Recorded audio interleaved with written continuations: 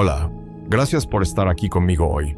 Quisiera hacerle una pregunta, una que quizás resuena en el silencio de sus tardes. ¿Alguna vez ha sentido que sus días se han vuelto grises? No necesariamente tristes, no, más bien predecibles. Como si la vida, que antes era una sinfonía llena de notas altas y bajas, ahora fuera una sola nota, larga y monótona. Se levanta, sigue una rutina, cumple con sus obligaciones y se acuesta, solo para que el reloj le anuncie que ha pasado un día más. Se siente como ser un espectador de su propia vida, como si estuviera leyendo los últimos capítulos de un libro en los que ya no pasa nada emocionante, solo se espera el final. Yo viví ahí. Viví en esa sala de espera durante años, convencido de que actuar conforme a mi edad significaba apagar las luces. Una por una, hasta quedar en penumbra. Pero un día me di cuenta de algo fundamental. El problema no era mi edad. No eran los años en mi carnet de identidad. El problema era la jaula invisible que yo mismo había construido a mi alrededor, hecha con los barrotes del deber ser, del qué dirán y del ya no estoy para estos trotes. Hoy quiero compartir con usted, desde la más profunda sinceridad, 8 permisos que me di a mí mismo después de cumplir 70 años. No son fórmulas mágicas ni secretos inalcanzables. Son pequeñas llaves que abrieron puertas que yo creía cerradas para siempre. Y al cruzarlas, empecé a sentirme vivo otra vez. No como a los 20, no. De una forma nueva, más sabia, más serena, pero inconfundiblemente vivo. Acompáñeme en este viaje porque quizás alguna de estas llaves también abra una puerta para usted. Lo primero que me permití fue el ridículo. Durante décadas, construí una armadura de seriedad. El hombre de familia, el profesional respetable, el abuelo sabio. Tenía que mantener la compostura. ¿Reír a carcajadas en la calle? Impropio. ¿Cantar mi canción favorita de juventud desafinando a pleno pulmón en la cocina? Impensable. Mi vida se había convertido en una representación teatral donde yo era el protagonista digno y sereno. Pero esa dignidad era pesada. Era una capa de plomo. El día que me di permiso para ser ridículo fue un día cualquiera. Sonó en la radio una vieja canción de rock and roll. Y en lugar de mover el pie discretamente, simplemente solté el periódico, me levanté y empecé a bailar en medio del salón. Mis rodillas protestaron un poco. Mi ritmo era inexistente, pero por primera vez en años, mi alma no protestó. Se rió. Empecé a usar sombreros de colores vivos, a contar chistes malos a mis nietos solo para verlos poner los ojos en blanco, a intentar aprender a hacer malabares con 3 naranjas, con resultados desastrosos y pegajosos. ¿Por qué esto me devolvió la vida? Porque el miedo al ridículo es el guardián de la espontaneidad. Al desafiarlo, liberé al niño que todos llevamos dentro, ese que no se preocupa por el juicio ajeno, solo por la alegría del momento. Fisiológicamente, la risa y el juego liberan endorfinas, reducen el estrés y crean nuevas conexiones neuronales. Fue como sacudir una alfombra vieja y ver salir una nube de polvo que no sabía que estaba ahí, revelando colores que creía perdidos. Lo segundo que me permití, y esto fue revolucionario, fue decir no. Toda mi vida fui un hombre de sí. ¿Puedes ayudarme con esto? Sí. ¿Te encargas de aquello? Sí. ¿Vienes a esta reunión familiar que no te apetece nada? Sí. Decía sí, para complacer, para no ser una carga, para sentirme útil.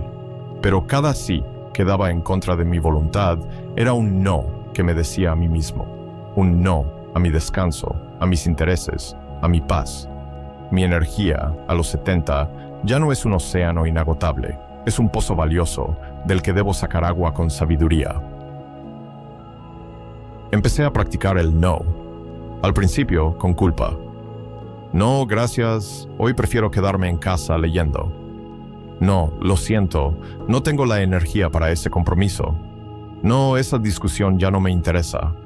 Cada no era como colocar una piedra para construir mi propia fortaleza de tranquilidad. Descubrí algo maravilloso. La gente que de verdad me quiere, lo entendió. Y la que no, quizás no merecía mis síes en primer lugar. Decir no es un acto de egoísmo. Es un acto de autogestión de la energía vital. Es reconocer que su tiempo es el recurso más precioso que le queda. Al hacerlo, dejé de vivir para cumplir las expectativas de los demás y empecé a tener tiempo y energía para las mías. Mi ansiedad disminuyó porque mi vida dejó de ser una agenda llena de obligaciones ajenas y pasó a ser un lienzo en blanco para mis propios deseos. Lo tercero que me permití fue perder el tiempo de forma gloriosa. La productividad es una tiranía moderna que no respeta la edad. Sentía que cada momento debía ser útil. Si descansaba, tenía que ser para reponer fuerzas para algo. Si leía, tenía que ser algo que me mantuviera la mente activa. La idea de simplemente no hacer nada era sinónimo de pereza, de decadencia. Mi permiso para perder el tiempo consistió en reivindicar la belleza de lo inútil. Me permití sentarme en un banco del parque durante una hora, no para esperar a nadie, sino solo para ver a la gente pasar. Me permití escuchar un disco de vinilo entero, de principio a fin, con los ojos cerrados, sin hacer nada más. Me permití mirar por la ventana como la lluvia dibujaba caminos en el cristal, sin pensar en lo que tenía que hacer después. ¿Qué efecto tuvo esto? Fue un bálsamo para mi sistema nervioso. En un mundo que nos empuja a correr, elegir la quietud es un acto de poder. Nuestra mente necesita esos momentos de barbecho para procesar, para soñar, para crear. Es en esos espacios de no hacer donde surgen las ideas más claras y se asientan las emociones. Es el antídoto perfecto contra la ansiedad, que es, en esencia, la incapacidad de estar quieto en el presente. Perder el tiempo es, en realidad, ganarse a uno mismo. Lo cuarto que me permití fue aprender algo completamente inútil. Cuando uno envejece, la gente le anima a aprender cosas prácticas, cómo usar un smartphone, cómo hacer trámites online. Pero yo me di permiso para lo inútil. Siempre me había fascinado la caligrafía japonesa, el shodo. No me iba a dar un trabajo, no iba a impresionar a nadie, no tenía ninguna aplicación práctica en mi vida. Era perfecto. Me compré un pincel, tinta y papel de arroz. Mis primeros intentos eran manchas torpes, pero me enamoré del proceso, el ritual de moler la tinta, la concentración absoluta que requería el trazo, la belleza del silencio mientras el pincel se deslizaba. Aprender algo sin la presión de tener que ser bueno en ello es liberador. Mantiene el cerebro flexible, crea nuevas sinapsis. Es como llevar a tu mente al gimnasio, pero a un gimnasio donde el único objetivo es disfrutar del movimiento. Descubrí que el placer no estaba en el resultado, en el kanji perfecto, sino en el acto mismo de aprender, de ser un novato otra vez. Me devolvió la humildad y el asombro de la infancia. Me recordó que el cerebro no envejece si se le alimenta con curiosidad. Lo quinto que me permití, y quizás lo más difícil, fue perdonarme a mí mismo. Uno llega a los 70 con una maleta llena de recuerdos, y muchos de ellos son pesados. Errores que cometí como padre, palabras que no dije a mis padres antes de que se fueran, oportunidades que dejé pasar por miedo. Esos fantasmas me visitaban por la noche. Me juzgaba con una dureza que jamás le aplicaría a otra persona. El permiso para perdonarme no fue un evento único, sino un proceso. Empecé a hablarle a mi yo más joven como le hablaría a un nieto que ha cometido un error. Con compasión, le decía: hiciste lo que pudiste con las herramientas que tenías en ese momento. Ya has cargado con esa culpa suficiente tiempo. Es hora de soltarla. Perdonarse no es excusar los errores, es reconocer nuestra humanidad imperfecta. Es dejar de ser el juez y el verdugo de nuestro propio pasado. El efecto fue físico. Sentí como si me quitara una mochila llena de piedras que había llevado durante 50 años. Liberar ese peso emocional redujo mi estrés crónico, mejoró mi sueño y me permitió estar más presente y amable con la gente que me rodea hoy. Lo sexto que me permití fue volver a flirtear con la vida. Y no me refiero solo al romance. Me refiero a reavivar una relación sensual con el mundo. Con los años, mis sentidos se habían adormecido. Comía por costumbre, miraba sin ver, oía sin escuchar. Me di permiso para volver a sentir. Empecé a comprar una flor fresca cada semana, solo por el placer de olerla en mi mesa. Me detenía a tocar la corteza de un árbol, a sentir el sol en la cara sin prisas. Empecé a cocinar de nuevo, no por necesidad, sino por el placer de los aromas, de los sabores, probando recetas nuevas. Volví a escuchar música clásica con atención, intentando distinguir cada instrumento. Esto es flirtear con la vida. Prestarle atención, encontrarla hermosa en sus detalles, dejar que te seduzca. Reabrir los canales sensoriales es una forma poderosa de anclarse en el presente.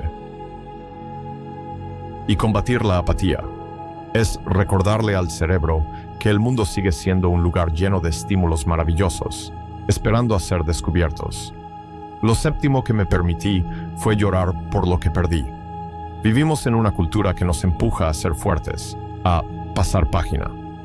Pero pasar página sin haber leído el capítulo es imposible. Yo había perdido amigos, había perdido habilidades físicas, había perdido la juventud, la invencibilidad que uno siente a los 30. Y nunca me había dado permiso para llorar por ello. Lo guardaba todo dentro, bajo una fachada de aceptación estoica. Un día, viendo una foto antigua, me permití sentir la tristeza en toda su profundidad. Lloré por mis amigos que ya no estaban. Lloré por mis rodillas que ya no me permitían correr. Lloré por el hombre joven de la foto. Fue un llanto amargo, pero increíblemente sanador, porque el duelo no es debilidad. Es la forma que tiene el amor de procesar la ausencia. Al permitirme sentir esa tristeza, le hice espacio. Y una vez que la sentí y la honré, dejó de ser un fantasma en la habitación. Pude entonces mirar el presente no con la nostalgia de lo que faltaba, sino con gratitud por lo que aún tenía. Y lo octavo y último que me permití fue cambiar de opinión. Llegar a cierta edad parece que te obliga a tener opiniones fijas y sólidas como rocas, sobre política, sobre la vida, sobre la gente. Cambiar de opinión se ve como una señal de debilidad o de falta de convicción, pero yo me di cuenta de que es todo lo contrario. Es una señal de que sigues vivo, de que sigues aprendiendo. Me permití cuestionar creencias que había mantenido durante 50 años. Empecé a escuchar a los jóvenes no para sermonearlos, sino para entender su punto de vista. Leí libros que desafiaban mis ideas y me di permiso para decir, ¿sabes qué? Estaba equivocado en esto. Es increíblemente liberador. Es quitarse el peso de tener que tener siempre la razón. Es admitir que la vida es demasiado compleja para fórmulas simples. Esta flexibilidad mental me hizo sentir más conectado con el mundo actual, menos aislado en mi torre de certezas. Me hizo más humilde, más curioso y, en definitiva, más joven de espíritu. Para concluir, estos 8 permisos no transformaron mi vida de la noche a la mañana. Fue un goteo lento, una pequeña victoria cada día, pero sumadas me devolvieron el color a los días. Me enseñaron que la vida después de los 70 no tiene por qué ser un epílogo. Puede ser un nuevo volumen, uno escrito con más sabiduría, con menos prisas y con una libertad que nunca antes había conocido. Usted, que me escucha, ha ganado el derecho a reclamar su propia vida, a escribir sus propias reglas para este capítulo. Quizás sus permisos sean diferentes a los míos, pero la invitación es la misma. No se conforme con la sala de espera. Atrévase a abrir una puerta, a permitirse algo que cree que ya no le corresponde. Atrévase a ser ridículo, a decir no, a perdonarse, a sentir. Atrévase a vivir, porque nunca es tarde para empezar a sentirse vivo de verdad.